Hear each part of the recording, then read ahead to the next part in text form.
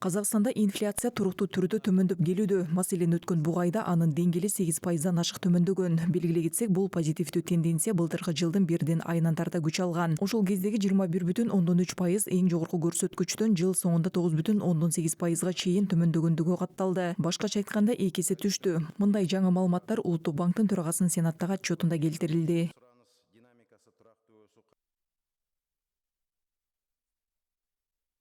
Инфляциялык процесстердин турактануу бизге Инфляциялык процесстердин турукташуусу бизге өткөн жылы базалык ченди 16,75%дан 15,75%га түшүрүүгө мүмкүндүк берди. Быйыл бул көрсөткүчтү 14,5%га төмөндөттүк. Өз тарапыбыздан инфляция боюнча 5% деңгээлдеги орто мөөнөттүү максатка жетүү үчүн дезинфляциялык акча насыя саясатын улантабыз. кредит саясатын жалгастырабыз. Инфляция элдин жыргалчылыгына түздөн түз таасирин тийгизери белгилүү. Ошондуктан Жогорку эсептөө палатасынын төрагасы депутаттарга жарандардын жашоо сапатынын бирдиктүү улуттук стандарттарынын индексин киргизүүнү сунуштады. Алихан Смайловдун айтымында жаңы механизм казакстандыктарды социалдык колдоого багытталган мамлекеттик бюджеттин натыйжалуулугун баалоого мүмкүндүк берет.